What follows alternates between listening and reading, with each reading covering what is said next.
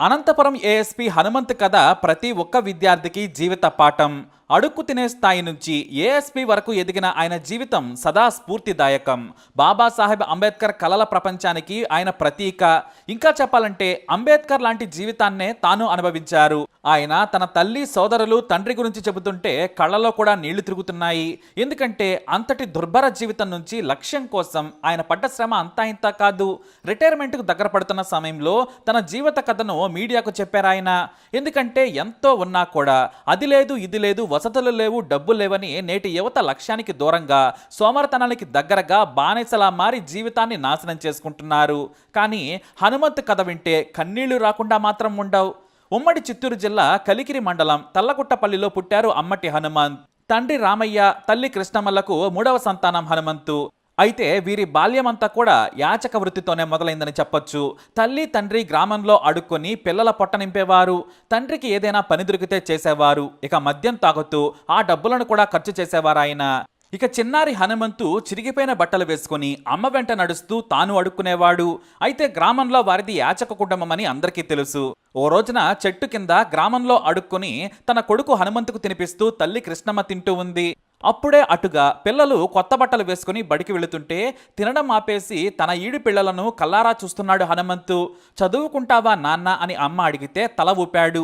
సరేనని తల్లి వెంటనే బడి దగ్గరకు వెళ్ళి నిలబడ్డారు. ఆమె కులం, యాచక వృత్తి తెలిసిన టీచర్లు ఇక్కడ భోజనం పెట్టరు, వెళ్ళిపోమ్మని వెనక్కి పంపించేశారు. ఆ దృశ్యం నేటికి హనుమంతు కళ్ల ముందు కనిపిస్తూనే ఉంటుంది. ఆ ఘటన గుర్తు చేసుకుంటేనే హనుమంతుకు కళ్ల వెంబడి నీళ్లు కూడా వస్తాయి. ఎందుకంటే అమ్మకు తనకు కలిసిన అవమానమది. అమ్మ కృష్ణమ్మకు ఆ మాటలు విని అలవాటైందేమో కానీ కొడుకుకు చదువు పట్ల ఉన్న శ్రద్ధ చూసి ఆమె ముచ్చటపడింది. ఆ మరునాడు కొన్ని ఇళ్లు తిరిగి ఒక పలకా బలపం అడుక్కొని వచ్చి కొడుకు చేతిలో పెట్టి బడి దగ్గరకు పంపించారు. కొంతమంది టీచర్లు గమనించి లోనికి తీసుకెళ్లి చిన్నపిల్లలతో కూర్చోబెట్టారు. అయితే టీచర్ లేని సమయంలో మిగతా పిల్లలంతా నువ్వు మా పక్కన కూర్చున్నావేంటి, వెనక్కి వెళ్ళమని కొట్టేవారు. కొద్ది రోజులయ్యాక స్కూల్ టీచర్ అది గమనించి అలా చేయకూడదని భయపెట్టారు. అయితే ఆ మరుసటి రోజు హనుమంత్ తల్లిని పిలిపించి ఇలాంటి బట్టలతో స్కూలుకు పంపితే ఎలాగని కొన్ని కొత్త బట్టలు కూడా ఇచ్చారు. అంతేకాదు గ్రామంలో కూడా కొంతమంది ఇళ్లకు వెళ్ళి బట్టలు అడుక్కుని తెచ్చిచ్చారు తల్లి. ఆ తర్వాత కొంత వయసుకు వచ్చిన తర్వాత అడవిలోకి పుస్తకాలు తీసుకుని వెళ్లేవారు హనుమంతు. కట్టెలు కొట్టుకొని కాసేపు చదువుకొని వచ్చేవారు. అయితే ఒక చేతిలో పుస్తకాలు, తలపై కట్టెల మప్పును చూసి కాస్త డబ్బున్నవారు చూసి మెచ్చుకునేవారు. వాడికి చూడు చదువంటే ఎంత ఆసక్తో అని పిలిచి మరీ డబ్బులిచ్చేవారు. అయితే స్కూల్కి సరిగా రావడం లేదని ఓ టీచర్ ఓసారి కొట్టాడు. బట్టలు సరిగా వేసుకుని రావాలని కూడా చెప్పాడు. ఆ టీచర్కు హనుమంతు కుటుంబం గురించి తెలియదు. అయితే అతని తల్లి ఓ రోజు ఇంటి ముందు అడుక్కుంటూ ఉండగా చూశారు ఆ టీచర్. పక్కనే హనుమంతు కూడా నిలబడి ఉన్నాడు. స్కూలుకు వచ్చిన తర్వాత హనుమంతుని పట్టుకుని కన్నీళ్లు పెట్టుకున్నారు ఆ టీచర్. నువ్వు బాగా చదువుకోవాలని బట్టలు కొనిపెట్టారు. నాటి నుంచి హనుమంతును చూసే దృష్టే మారిపోయింది. అయితే నలుగురు సంతానం కావడంతో బాధ్యతలు మరింతగా పెరిగాయి. కులం వల్ల కూడా సరిగా పని దొరికేది కాదు. నలుగురు సంతానంతో పాటు మొత్తం 6గురికి ఇంట్లో తిండి సరిపోయేది కాదు. పండుగల వేళ హనుమంతు తల్లితో కలిసి క్యారేజ్ పట్టుకుని అడుక్కునేందుకు వెళ్లేవారు. అయితే అతని అన్న మాత్రం అడుక్కునేందుకు సిగ్గుపడేవాడు. కానీ హనుమంతు మాత్రం కష్టజీవి. అడుక్కునేందుకు ఏమాత్రం మొహమాట పడలేదు. ఎందుకంటే ఇంటి దగ్గర తండ్రి, అన్న, అక్క, తమ్ముడు తాను తీసుకెళ్తేనే తింటారని తెలుసు. అలా డబ్బుల కోసం ఏదో ఒక పని చేసేవారు. మృతదేహాల కోసం గొయ్యలు తవ్వడం నుంచి పెళ్లిళ్ల వేడుకల వరకు ప్రతి పని చేశారాయన. ఎక్కువగా ఫంక్షన్లకు వెళ్లి పనిచేసేవారు. ఎందుకంటే డబ్బులతో పాటు కావలసినంత మిగిలిపోయిన అన్నం పెడతారని. దానిని తీసుకొని తన ఇంట్లో ఇస్తే అంతా తినేవారు. అయితే పిల్లలు పెద్దవారవుతూ ఉన్నారు. ఆ తర్వాత యాచక వృత్తిని వదిలేసింది కుటుంబం. అయితే పోలీసులు తాగబోతుల మీద రైడ్ చేసిన సమయంలో తండ్రి రామయ్యను చితక్కొట్టారు. అంతేకాదు పిల్లలు బాగా చదువుతారని విన్నాం, గవర్నమెంట్ హాస్టల్స్ ఉన్నాయి, అక్కడ చేర్పించు, తాము కూడా సాయం చేస్తామని చెప్పేవారట. అలా యాచక వృత్తి మానేసి కుటుంబం అంతా ఓ పని మాట్లాడుకునేది. అయితే ఓసారి ఎకరం వేరుశనగ చేను మొత్తం తీసేందుకు పనికి కుదిరారు హనుమంతు. అప్పుడు ఇంటర్మీడియట్ చదువుతున్నారు ఆయన. అయితే మిట్ట మధ్యాహ్నం వరకు ఒక్క నిమిషం కూడా సేద తీరకుండా పనిచేసిన ఆయనకు దాహం వేసింది. యజమానురాలిని కాసిని మంచినీళ్ళివ్వమన్నారు. ఆమెమో చుట్టూ వెతుకుతూ ఉంది. 5 నిమిషాలైనా కూడా నీళ్ళివ్వడం లేదు. దాహం వేస్తుందమ్మా, నీళ్ళివ్వమంటే వెతుకుతున్నారేంటని అడిగారు హనుమంతు. నీకు గ్లాసులో ఇవ్వకూడదు కదా, కొబ్బరి చెప్ప కోసం చూస్తున్నానని చెప్పారామె. కొబ్బరి చెప్ప దొరికిన తర్వాత దాంట్లో నీళ్ళిచ్చి తాగమన్నారు. ఆ రోజు హనుమంతు మనసుకు ఎంతో బాధేసింది. కన్నీళ్లు కూడా వచ్చాయి. మనం మనుషులమే కదా, కాసిన్ని మంచినీళ్లు గ్లాసులో ఇస్తే వారికి ఏమైనా జబ్బులు వస్తాయా, ఎదుటివారు బాధపడతారని కూడా వీళ్ళు ఆలోచించరా అని ఆయనలో కసి ఇంకాస్త పెరిగింది.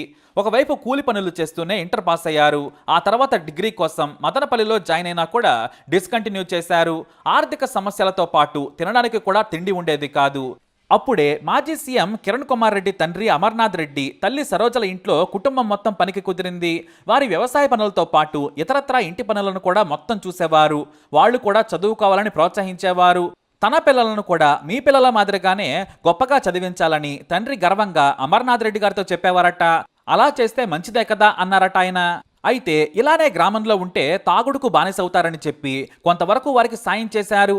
ఇక ఆ ఊరి నుంచి బయలుదేరారు హనుమంతు.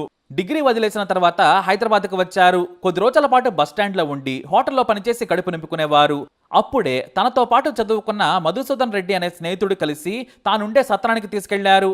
వారంతా కూడా అక్కడ ప్రభుత్వ ఉద్యోగం కోసం ప్రయత్నం చేస్తూ ఉన్నారు. అప్పుడే దూర విద్య ద్వారా డిగ్రీ BA పూర్తి చేశారు. సరిగ్గా ఆ సమయంలోనే పోలీసు ఉద్యోగాల నోటిఫికేషన్ పడడంతో వారితో కలిసి రాత్రి సమయంలో చదువుకునేవారు. ఉదయం మొత్తం కన్స్ట్రక్షన్ వర్క్లో కూలీగా పనిచేసి రాత్రి సమయంలో హనుమంతు వారితో పాటు కలిసి చదువుకునేవారు. ఉదయం కాచిగూడ రైల్వే స్టేషన్ ముందు రన్నింగ్ ప్రాక్టీస్ చేసి అక్కడే హోటల్లో పనిచేసేవారు హనుమంతు. కష్టపడి చదివిన హనుమంతుకు ARSIగా ఉద్యోగం రావడంతో ఎంతో సంతోషించారు. తాను పడిన కష్టాలకు ముగింపు పలకాలనుకున్నారు. అంతేకాదు అమ్మ నాన్న సోదరుడిని బాగా చూసుకోవాలనుకున్నారు. గ్రామంలో హనుమంతు SI అయ్యాడని తెలిసి అందరూ చూసేందుకొచ్చారు. ఇంటింటికి అడుక్కు తిని పోలీసు ఉద్యోగం సంపాదించాడని అంతా మెచ్చుకోవడం ఆయనకు జీవితంలో మరిచిపోలేని రోజది. అలా జీవితం మొదలైంది. మొదట నల్గొండ పోస్టింగ్ నుంచి మొదలైన జీవిత ప్రయాణం మళ్ళీ ఆయన లైఫ్ తనకు అన్నం పెట్టి సాయం చేసిన కిరణ్ కుమార్ రెడ్డి ఇంటికే చేరింది. ఎందుకంటే సీఎంగా మొదటిసారి తమ గ్రామానికి వచ్చిన కిరణ్ కుమార్ రెడ్డికి ఎస్కాట్ ఆఫీసర్గా హనుమంతు పనిచేశారు. ఇంట్లోకి వెళ్ళిన తర్వాత కిరణ్ కుమార్ రెడ్డి తల్లి సరోజ గుర్తుపట్టి వీడు నాకు 1200 రూపాయలు బాకీ ఉన్నాడు, ఇంతవరకు ఇవ్వలేదని నవ్వుతూ అన్నారట. కానీ మీరు నాకు కూలీ 2 రూపాయలు ఇచ్చారు, మీరే నాకు బాకీ ఉన్నారని ఇతను కూడా నవ్వుతూ అన్నారట. అలా ఆమె ఆశీర్వాదం తీసుకుని DSP స్థాయికి ఎదిగిన హనుమంతును చూసి ఆమె కూడా ఎంతో సంతోషించారని నేటికి చెప్పుకుంటారు హనుమంతు. గ్రామంలో అన్నం పెట్టిన వారి నుంచి హైదరాబాద్లో ఆశ్రయం ఇచ్చిన స్నేహితుడితో పాటు కుటుంబం మొత్తానికి పనిచ్చి అన్నీ పెట్టిన అమర్నాథ్ రెడ్డిని కూడా ఆయన గుర్తు చేసుకుంటూ ఉంటారు. ఇప్పుడు తన కష్టాన్ని జీవితాన్ని గుర్తు చేసుకుంటూ కన్నీళ్లు పెట్టుకుంటున్నారు ఆయన. నేటి యువతరానికి స్ఫూర్తి ఆయన. మనకు ఉన్న దాంట్లోనే నలుగురికి సాయం చేయాలంటారు. తాను కూడా చదువుకునే పేద పిల్లల కోసం సాయం చేస్తున్నానని చెబుతున్నారు. అంతేకాదు జీవితం ఎలా మొదలైందనేది ముఖ్యం కాదు, ఎలా బ్రతికామన్నది కాదు, ఎంత గొప్పగా ఎదిగాము, నలుగురికి ఎలా స్ఫూర్తిగా ఉన్నామనేదే ముఖ్యం. కష్టాలు కొంతవరకే ఉంటాయి, లక్ష్యం వైపు సాగండి. నేటి కన్నీళ్లే రేపటి మధుర స్మృతులవుతాయని చెబుతున్నారు ASP హనుమంతు. మరి నిజమే కదా, యాచకుడిగా తల్లి చేయి పట్టుకుని ఇల్లిల్లు తిరిగి అడుక్కున్న హనుమంతు ASP అయ్యారంటే చిన్న విషయం మాత్రం కాదు. తప్పకుండా అతనికి సెల్యూట్ చేయాలి. సెల్యూట్. మీ అభిప్రాయాన్ని కూడా కమెంట్ ద్వారా తెలియజేయండి. వీడియోని లైక్ చేయండి, షేర్ చేయండి, మా ఛానల్ని సబ్స్క్రైబ్ చేసుకోండి.